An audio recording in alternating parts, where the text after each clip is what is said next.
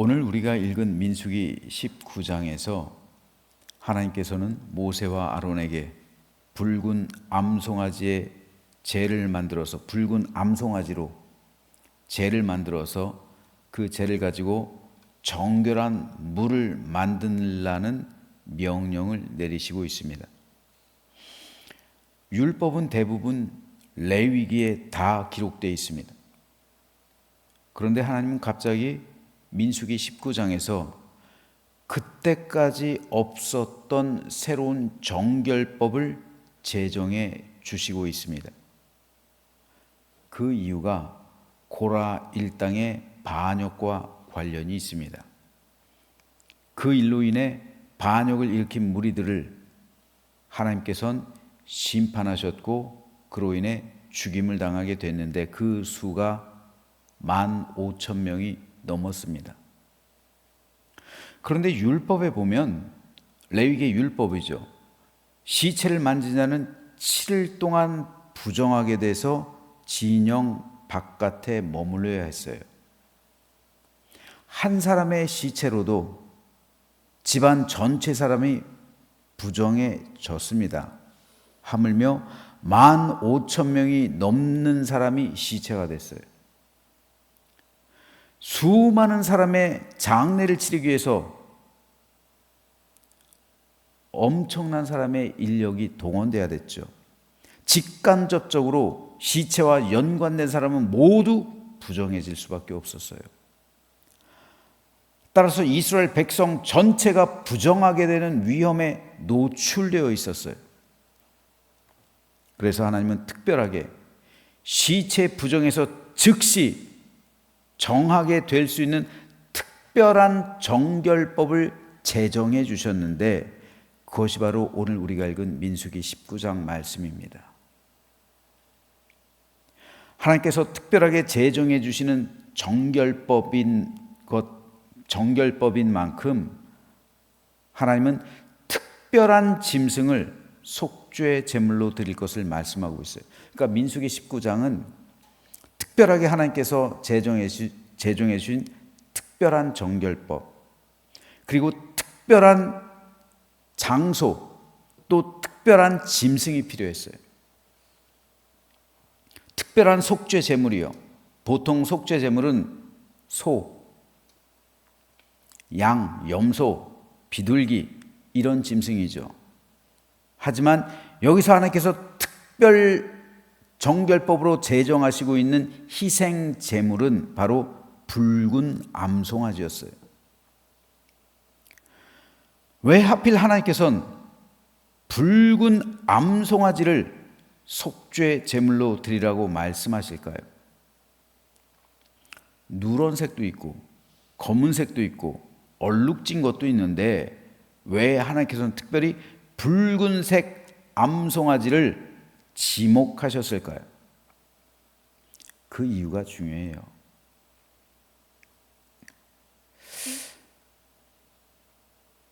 나중에 말씀드리겠지만요. 어떻든 붉은색 암송아지는 흔한 짐승이 아니었어요. 성경에 나오는 짐승 가운데 가장 희귀한 짐승이 바로 붉은 암송아지예요. 오늘 본문 2절에서 하나님은 이렇게 말씀하세요.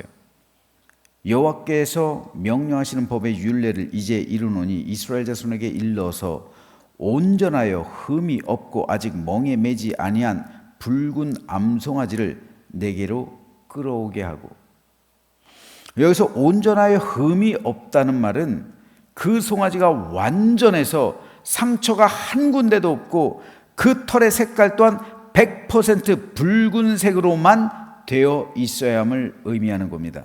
털 중에서 단 한 올이라도 검은색이나 흰색이 섞여 있으면 그 송아지는 제물로 드릴 수 없는 거예요. 멍에를 매지 말아야 한다는 것도 멍에를 매면 자연스럽게 멍에를 맨 부분에 상처가 생기기 마련이기 때문에 멍에를 맨 송아지는 제외되는 거예요. 그렇다 보니 온전하여 흠이 없는 붉은 암송아지를 만나기란 지극히 어려웠습니다. 붉은색 암송아지 자체가 태어나는 확률이 흰색 사슴이나 흰색 코뿔소나 흰색 코끼리가 태어나는 것만큼 어려웠단 말입니다. 게다가 어쩌다 한번 태어난 그 송아지가 털 한 올이라도 다른 것이 섞여 있으면 흠이 있는 것이어서 희생 제물이 될 수가 없었어요. 그러므로 붉은 암송아지를 하나님께 속죄 제물로 드리기란 그 송아지를 찾는 것 자체가 굉장히 어려운 일이었어요. 따라서 유대 전승에 의하면 모세 시대로부터, 이 명령이 주어진 모세 시대로부터 붉은 암송아지로 속죄제를 만든 일이 단 9번 있었다고 해요. 모세 시대로부터 지금까지 약 3,500년이라는 시간이 흘렀어요. 모세 때로부터 예수님 시대까지 1,500년이라는 세월이 흘렀는데 붉은 암송아지로 속죄 제물을 드린 것이 단 9번밖에 안 된대요. 그만큼 붉은 암송아지는 내가 드리고 싶어서 드릴 수 있는 것이 아니라 하나님께서 보내주셔야만 드릴 수 있는 하나님의 특별 은총에 속한 속죄 제물이었던 겁니다. 전승에 의하면 모세 시대 때 첫 번째 붉은 암송아지를 드렸고요. 두 번째로 드렸던 것이 에스라 시대 때예요. 모세 이후로 단 9마리만 드려진 것이 결코 우연이 아니란 말입니다. 그만큼 하나님께서 특별법을 시행하기 위해서 보내주셔야만 태어날 수 있는 것이 붉은 암송아지예요. 그러므로 붉은 암송아지는 하나님의 특별한 은혜를 상징하는 짐승이에요. 이스라엘의 제3성전, 소원이죠.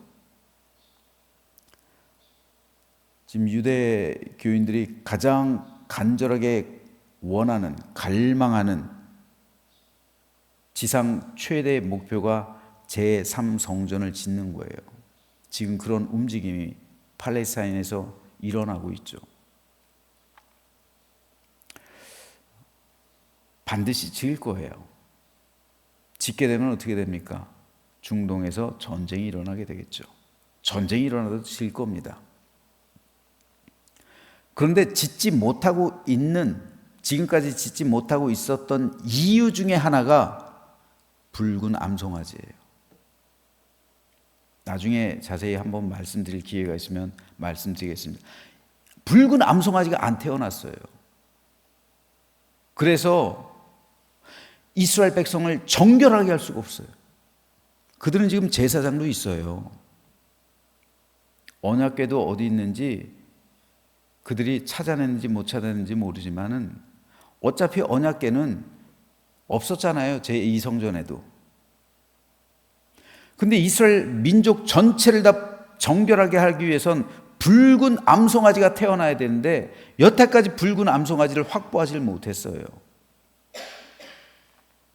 이에 대해서는 한번 나중에 기회가 되면 한번 말씀드리도록 하겠습니다. 어떻든 붉은 암송아지는 9번만 있었어요. 그렇기 때문에 이 붉은 암송아지는 하나님의 특별한 은혜를 상징하는 짐승입니다. 그리고 이 짐승이 상징하는 게 바로 예수님이에요. 왜 이 색깔이 붉은색인가? 예수님의 보혈을 상징하는 거예요. 오늘 본문에서 하나님께서 보여주시는 붉은 암송아지는 놀라울 정도로 십자에 달린 예수 그리스도의 모습을 연상하게 합니다. 오늘 본문 3절 말씀을 보면요, 너는 그것을 제사장 엘르아살에게 줄 것이요 그는 그것을 진영 밖으로 끌어내어서 자기 목전에서 잡게 할 것이며, 진영 밖으로 끌어내라는 말에 우린 주목해야 합니다. 모든 희생제물, 속죄제물은 다 어디서 잡아요? 성전에서 잡잖아요. 회막에서요. 제단에다 드리는 거잖아요. 제단에서 번제로 드려야 되잖아요. 그런데 붉은 암송아지는 어디서 잡아요? 진영 밖에서요. 진영 밖에서 불살르라는 거예요. 그러니까 특별 은총인 거예요. 특별 은총. 모든 희생제물은 다 성전에서 속죄제물로 드려져야만 했는데 성전 안에서 드려지지 않는 희생 제물은 있을 수가 없었는데 성경에 단 하나 붉은 암송아지만 성전 밖에서 희생 제물로 불살라져요. 그래서 그 제를 만들어야 됐어요. 왜 하나님께서 이것을 명령하셨을까요? 바로 이것이 예수님을 예표하기 때문입니다. 예수님께서 어디서 죽으셨습니까? 성전 안에서 죽으셨어요? 아니에요. 예수님께서 성전 밖 골고다 언덕에서 돌아가셨습니다. 골고다 언덕이 성전 바깥에 있어요. 그래서 히브리서 기자는 이렇게 고백하고 있어요. 그러므로 예수도 자기 피로써 백성을 거룩하게 하려고 성문 밖에서 고난을 받으셨느니라. 붉은 암송아지처럼 주님은 진영 밖에서 하나님께 희생제물로 드려진 거예요.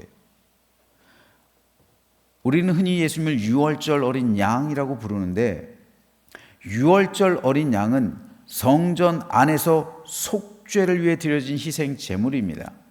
하지만 붉은 암송아지는 성전 바깥에서 희생제물로 드려진 하나님의 특별 은총을 입은 속죄 제물이에요. 따라서 예수님은 유월절 어린 양이기도 하지만 그보단 오히려 붉은 암송아지에 더 가까운 거예요.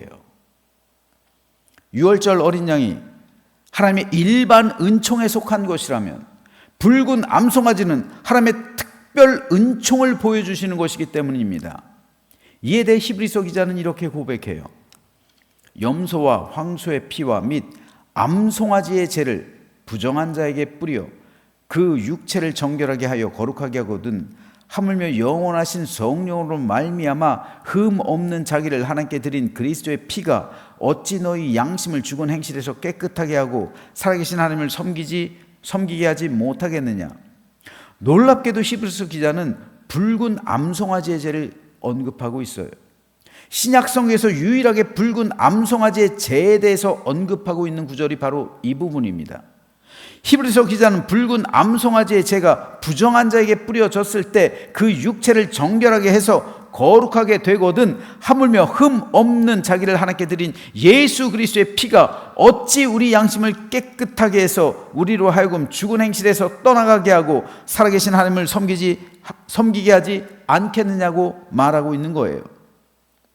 붉은 암송아지는 사람을 정결하기 위해 시체로 인해 부정해진 모든 백성을 정결하게 하기 위해 희생된 하나님의 특별 은총에 속한 짐승이었습니다.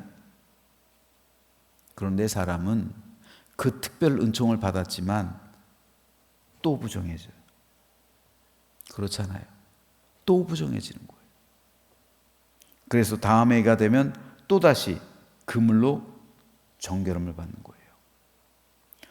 9번밖에 태어나지 않았다고 그랬죠. 그런데 어떻게 계속 그것이 유지가 되었는가? 그 죄를 희석시키는 거예요, 물을. 그리고 그 물을 희석시킨 거를 또 담고 계속 그걸 이어왔던 모세 시대 때 한 번 잡은 그 붉은 암송아지, 그 죄를 계속 보관하면서 희석시키기 위해서 뿌린 거예요.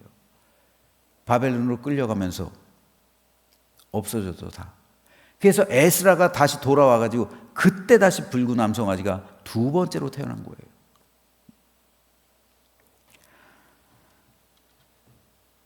하지만 사람은 그 죄를 뿌려도 또 부정해지죠. 그래서 그 다음에 또다시 그물로 정결함을 받아야 했어요. 하지만 우리 주 예수 그리스도의 보혈로 그 피로 뿌림받은 사람은 즉시 모든 죄의 용서함을 받고 구원을 얻어 영생에 이르게 됩니다. 그래서 히브리서 기자는 또 이렇게 고백하고 있어요.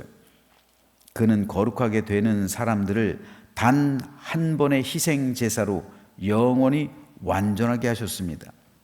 우리가 예수님의 보혈로 핏부림 받는 순간 우리의 모든 죄는 사함받고 하나님 앞에 칭의함 얻어서 구원을 받게 된 줄로 믿으시기를 주님의 이름으로 축복합니다.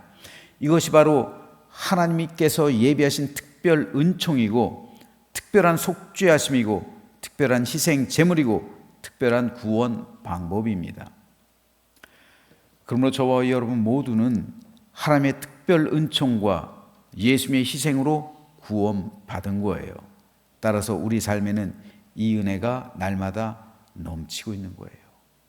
내가 죄를 짓는 그 순간에도요. 우리가 예수 그리스도의 보혈로 핏부림을 받았으면 내가 죄를 짓는 그 순간에도 우리는 하나님의 은혜를 누리는 거예요. 한번 제가 물어볼게요. 여러분 다 구원받으셨죠? 우린 다 예수 그리스도의 보혈로 핏부림 받고 다 구원받았어. 내 이름이 생명책에 기록됐어요. 그런데 우리가 살아가면서 죄를 지어요, 안 지어요? 짓죠. 당연히 짓죠. 근데 회개하지 않고 죽었어요. 어떻게 돼요? 천국은 죄 있으면 안 된다면서요. 근데 내가 회개하지 않은 채로 죽었어요. 그럼 그 사람 천국 갑니까, 못 갑니까? 가죠. 왜요? 칭의는 뭡니까? 의롭다고 하나님께서 인정해 주시는 거예요. 도덕적으로 완전해서 우리가 의로운 게 아니라 하나님께서 의롭다고 인정해 주시는 게 칭의예요. 그런데 그 칭의함이 있기 위해서는 예수 그리스도의 보혈로 뿌림받은 사람들, 그들은 칭의함을 받는 거예요. 그러니까 내 안에 십자가의 구속의 피가 흐르고 있잖아요. 내가 십자가 구속의 피가 내 이마에 표시되어 있잖아요. 그러므로 내가 죄를 지으면은, 내가 죄를 짓고 설령 죽는다 할지라도 내 이마에, 내 심령에 그리스도의 피가 흐르고 있기 때문에 즉시 속죄함이 되는 거예요.